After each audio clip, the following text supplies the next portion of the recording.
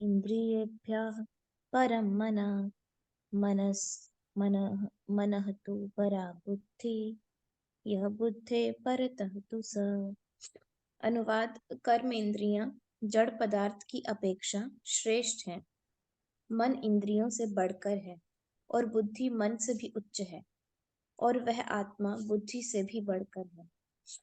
तात्पर्य: इंद्रियां काम के कार्यकलापों के विभिन्न द्वार हैं। काम का निवास शरीर में है, किंतु उसे इंद्रिय रूपी झरोखे प्राप्त हैं। अतः कुल मिलाकर इंद्रियां शरीर से श्रेष्ठ हैं। श्रेष्ठ चेतना या कृष्ण भावनामृत होने पर ये द्वार काम में नहीं आते।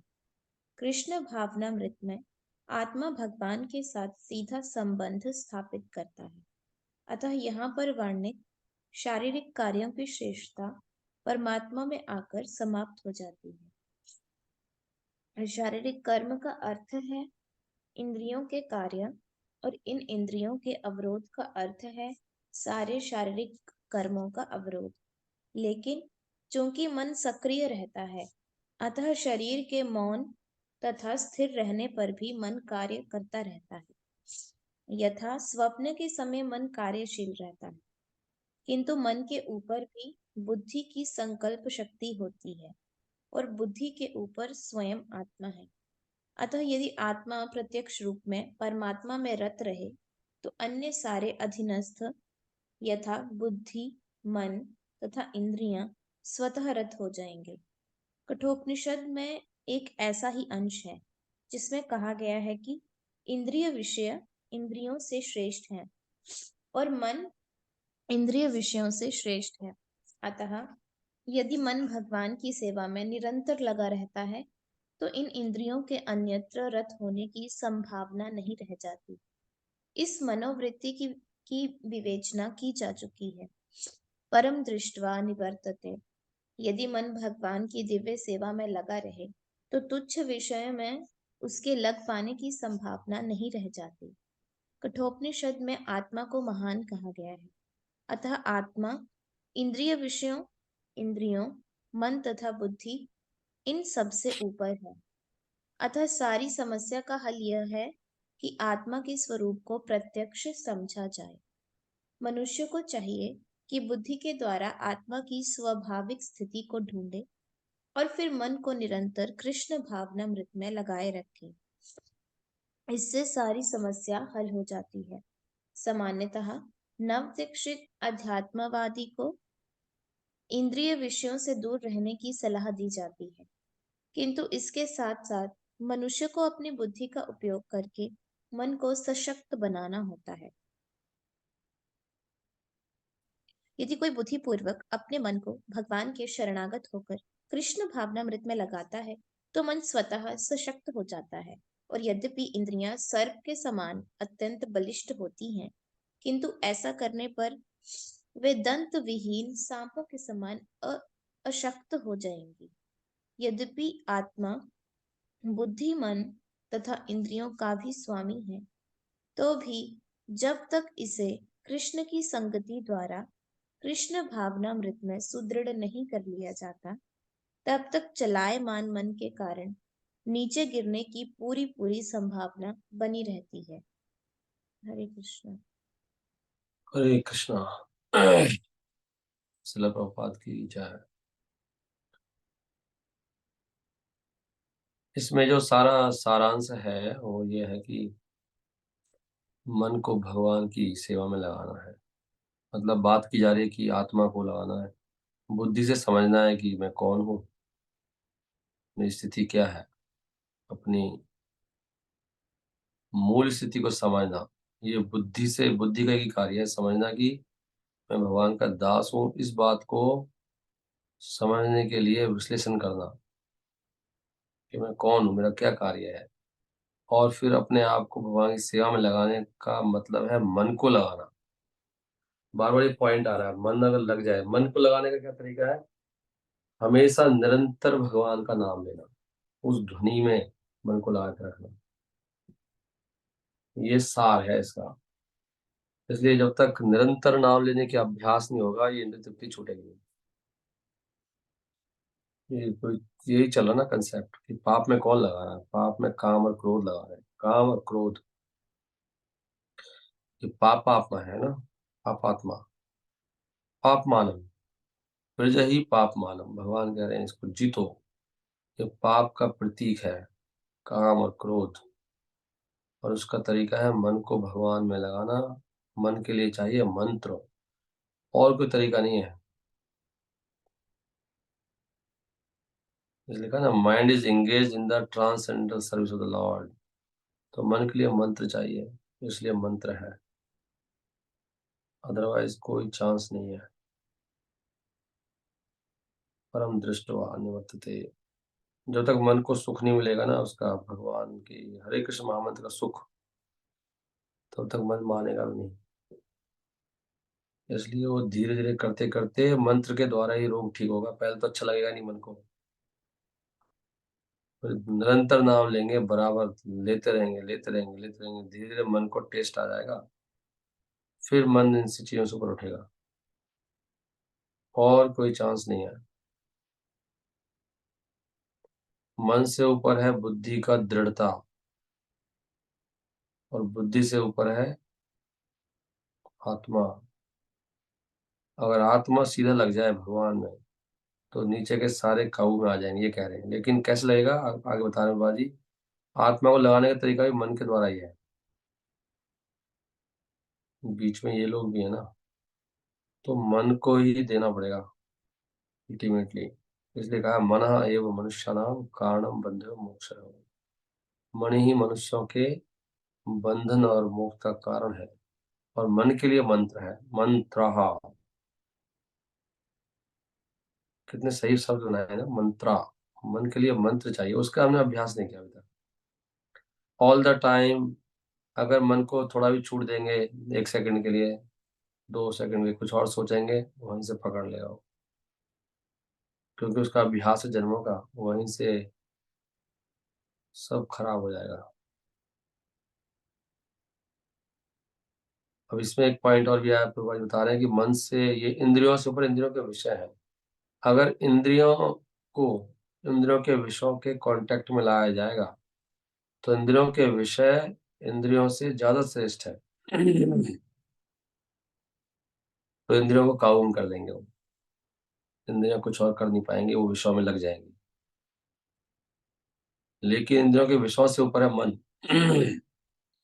इसलिए अगर मन लगा हुआ है हरे कृष्ण महामंत्र में, तो इंद्रियों के दांत टूट जाएंगे, वो सर्प जैसी हैं।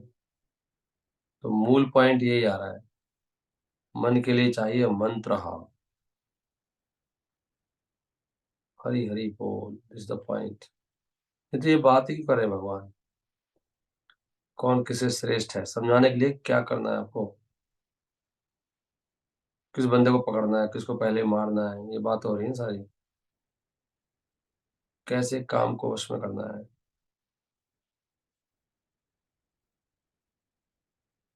हरे कृष्ण कृष्ण कृष्ण हरे हरे, हरे राम राम राम हरे हरे। एवं बुद्धे परम बुद्धवा। इस प्रकार एवं बुद्धे, आत्मा को बुद्धि से ऊपर जानकर, एवं बुद्धे परम बुद्धवा, संस्तभ्य आत्मानम आत्मना।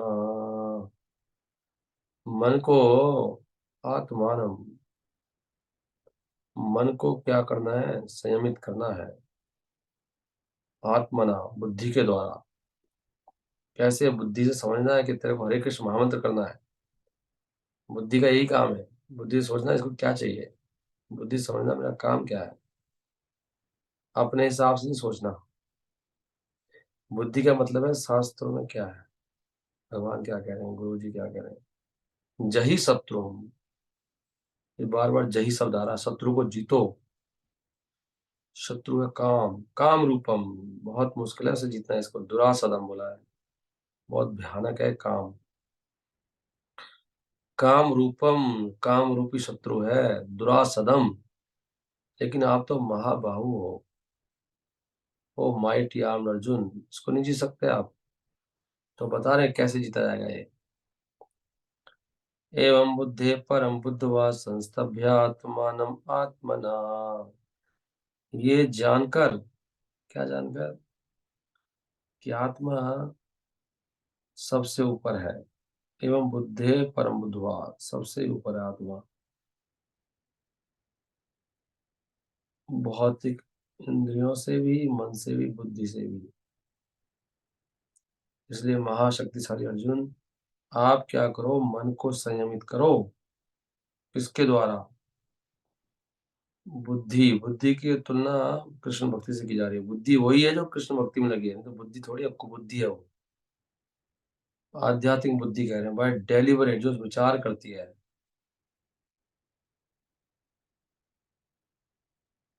स्पिरिचुअल इंटेलिजेंस, डेलिबरेट एक एक शब्द बड़ा इंपॉर्टेंट है, प्रभुपाद जी ने इतना अच्छा ट्रांसलेशन किया है। By deliberate spiritual intelligence. Deliberate मतलब क्या होता है? डेलिबरेट करना, सोचना, विचार करना,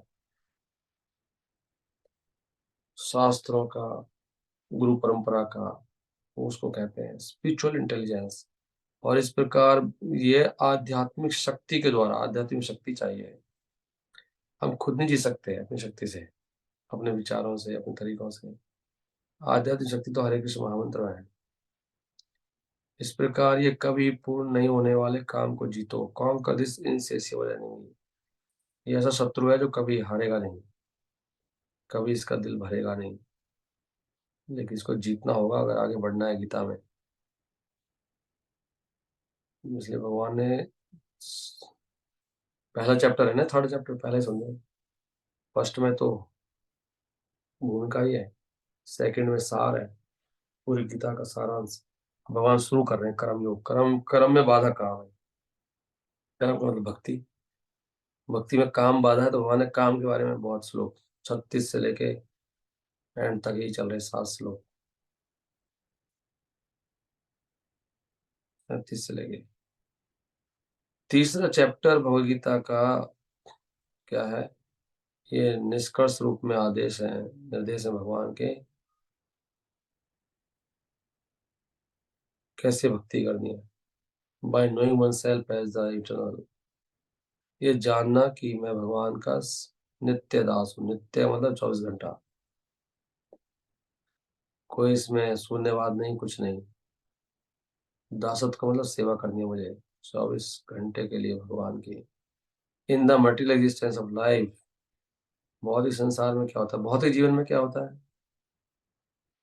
भौतिक जीवन में व्यक्ति लिखे हैं बाबा जी साफ साफ की, ये तो पक्का ही है कि हम काम की प्रवृत्तियों से प्रेरित होते हैं सब लोग, और हमारा इच्छा भी होती है कि जितना समेट हो जाए समेट लो संसार में से, धन इत्यादि इकट्ठे करते रहो, जितना प्रकृति पे हमारा प्रभुत्व जम जाए उतना ही कम है। ये सबकी इच्छा है, ये काम है, ये भी काम का रूप है ना। दिन रात लगे रहो और इकट्ठा करते रहो। Desire for overloading and for sense gratification. तो इस प्रकार स्वामित्व की भावना और इंद्र तृप्ति की भावना, दो चीज कह रहे हैं, ये देख रहे हैं, अलग लग रहे हैं गोपाल जी। इंद्र तृप्ति तो पूरा इंद्रियों को लगाना है भोग में, और ये ज्यादा गधे की तरह लगे रहना, काम करते रहना, ओवरलोडिंग। डिजायर फॉर, डिजायर है, ये सबसे बड़े शत्रु बता रहे हैं, ग्रेटेस्ट एनिमी। क्योंकि इसी से तो बाधा है सब। भक्ति में टाइम कहाँ होता है, किसी के पास समय नहीं रहता है। तो ग्रेटेस्ट एनिमी है मनुष्य जीवन। वृथा गेलो, वृथा ही जाता है व्यक्ति का, मैक्सिमम समय तो इसमें चला जाता है, ओवरलोडिंग में और सेंस ग्रेटिफिकेशन, ये सब। But by the strength of Krishna consciousness, लेकिन कृष्ण भावनामृत की शक्ति के द्वारा व्यक्ति, अगर व्यक्ति अपनी भक्ति बढ़ाता जाए, बढ़ाता जाए, बढ़ाता जाए, तो धीरे धीरे उसको अकल आ जाती है मैं क्या कर रहा हूँ। आया, आया थारी भजन को होटल लगे कपास। व्यक्ति अपनी इंद्रियों को कंट्रोल कर सकता है, और मन और बुद्धि को भी। बुद्धि को कंट्रोल करने लिखा है, आप देख रहे हैं आप, इंपॉर्टेंट बात। इसलिए मैं हमेशा कहता रहता हूँ कि ये बुद्धि कहाँ, बुद्धि बुद्धि मत लगाओ ना, अपनी अपनी बुद्धि क्यों लगा रहे हो? बुद्धि बाधा सबसे बड़ी, पीछे भी आया था ना, सबसे बड़ी बाधा कौन है? बुद्धि। जब बुद्धि भगवान की बात ना सोच के अपने आइडियाज देती है, तो सबसे बड़ी शत्रु बन जाती है। कामुक बुद्धि होती है वो, कुबुद्धि। उसमें आया था लस्टी इंटेलिजेंस, ये शब्द आया था, कल आया था। लस्टी इंटेलिजेंस बोलते हैं इसको, प्रबंध लिखा है। तो लस्टी इंटेलिजेंस ही आत्मा में मिथ्या अहंकार लाती है कि तुझे वो करना है, ये करना है, वो करना है, लस्टी इंटेलिजेंस है। लेकिन हरे कृष्ण महामंत्र की शक्ति के द्वारा, ऐसे बोल सकते हो उसका, हरे कृष्ण महामंत्र की शक्ति के द्वारा अगर निरंतर नाम कोई ले और ध्वनि को सुने तो उसको समझ में आ जाएगा ये मैं गलत दिशा में जा रहा हूँ। भौतिक इंद्रियां, मन और बुद्धि तीनों को वश में कर सकता है। तीनों ही हमारे लिए घातक सिद्ध हो रहे हैं। इन तीनों जगह पे काम बैठा हुआ है। इंद्रियाणी मनोबुद्धि अस्य अधिष्ठानम उच्यते, इसके स्थान है इंद्रिय, मन और बुद्धि। One may not give up work, देख रहे हैं आप क्या लिख रहे हैं, वन मे नॉट, कोई व्यक्ति सडनली अपना काम ना छोड़े और अपनी जो भी उसकी ड्यूटीज हैं वर्णाश्रम की एकदम अचानक, परंतु धीरे धीरे कृष्ण भक्ति का विकास। वन मिनट लिखा है, नहीं कि छोड़ना नहीं चाहिए, हो सकता है कोई ना छोड़े, कोई छोड़ सकता है तो बहुत अच्छी बात है। अगर दम है छोड़ दो तुरंत ही, किसी में भक्ति का दम है तो छोड़ दो। ना छोड़े लेकिन धीरे भी कर सकते हो, कोई प्रॉब्लम नहीं है। कोई सीधा ब्रह्मचारी बन जाए, सन्यासी हो जाओ। और नहीं छोड़ सकते तो कोई बात नहीं, धीरे धीरे भक्ति लेकिन बढ़नी चाहिए। बढ़ाते जाओ, हर महीना, हर साल, हर दिन बढ़ाना है, डेवलप करना है, डेवलप करना है। वन कैन बी, व्यक्ति फिर क्या होगा, व्यक्ति दिव्य अवस्था में छोड़ बैठ जाएगा, स्थित हो जाएगा, और फिर वो भौतिक इंद्रियों से और मन से प्रभावित नहीं होगा। बैटरी डाउन मेरे मोबाइल की, हरी हरी बोल। एक सेकंड के लिए तो व्यस्त होएगा, होगा नहीं। चलो इसको मैं विराम देता हूँ। By study intelligence directed towards one's pure identity, क्या लिख रहा है, विदाउट बीइंग, यस, भौतिक इंद्रियों से और मन से प्रभावित हुए बिना व्यक्ति स्थित हो सकता है अपनी दिव्य स्थिति में। कैसे? एक धीर बुद्धि के द्वारा। वो समझे कि मैं भगवान का दास हूँ, मेरा कोई काम ही नहीं है संसार में, ना ही मुझे ये जो झूठा सुख में मैं लगा हूँ वो झूठा सुख है, वो सत्य मानो। कल ये बात आई थी ना, नकली सुख को असली सुख मान लेता है as a true happiness. This is the sum total of this chapter. Prabhupada ji कह रहे हैं यही सार है इस चैप्टर का। थर्ड चैप्टर का सार क्या है कि काम को जीतना है, मन को, बुद्धि को और इंद्रियों को हरे कृष्ण महामंत्र की प्रैक्टिस के द्वारा। और ये बाकी तरीके सब बेकार है, बाजी कह रहे हैं, कुछ काम नहीं आएंगे वो। योगा नहीं, ज्ञान, अपने तुक्के मारना, आइडियाज, अपने इंद्रियों को कंट्रोल करने के ये बाकी तरीके हैं, ये सब बेकार है। इससे कुछ हेल्प नहीं मिलेगी व्यक्ति को आगे बढ़ने की।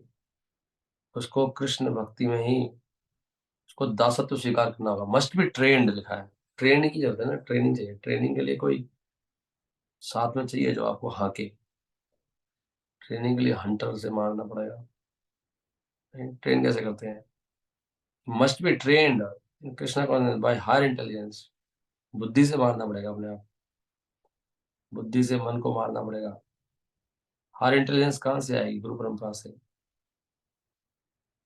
ये मस्ट बी ट्रेंड बहुत ऊंचा शब्द है, मस्ट बी ट्रेंड। भाई बात बड़ी हिसाब लगते हैं, मस्ट बी ट्रेंड इन, ट्रेनिंग चाहिए। ट्रेनिंग के लिए बहुत बारीकी गाइडेंस चाहिए, सूक्ष्म, बहुत पतली पतली गाइडेंस, तब जाके जीत पाएंगे, नहीं तो ये सब बेकार है। थर्ड चैप्टर नहीं आया, चौथे पे पहुंच नहीं सकते हम। थर्ड चैप्टर में ही ये काम को और क्रोध को जीतने के लिए कहा गया है। फ्रस्ट्रेशन, काम, संसार की इच्छाएं, ये थर्ड चैप्टर में ही तब जाके दिव्य ज्ञान मिलेगा, नहीं तो काम से ढका सारा ज्ञान।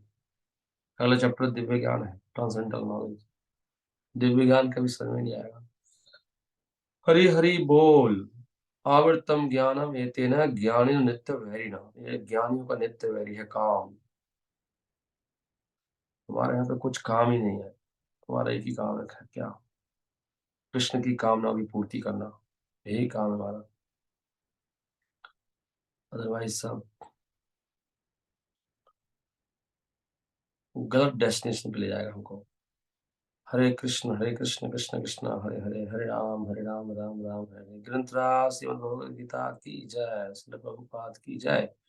आप सब भक्तों से मेरी रिक्वेस्ट है कि आप प्लीज़ भक्तों के साथ जप करने का प्रयास करें, उससे आपको परम लाभ होगा। हरे कृष्णा। इन सारी बातों का, आरती का, किताबों का एक ही उद्देश्य है, क्या?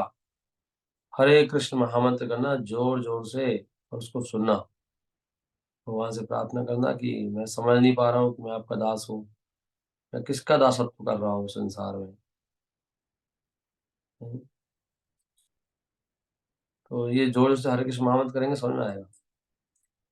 नहीं करेंगे तो कभी समझ में नहीं आएगा, जीवन बीत जाएगा, ऐसे ही सब निकल जाएगा। हरे कृष्णा। चलिए आप सब अपना माइक खोल सकते हैं एंड जप कर सकते हैं। स्टॉप।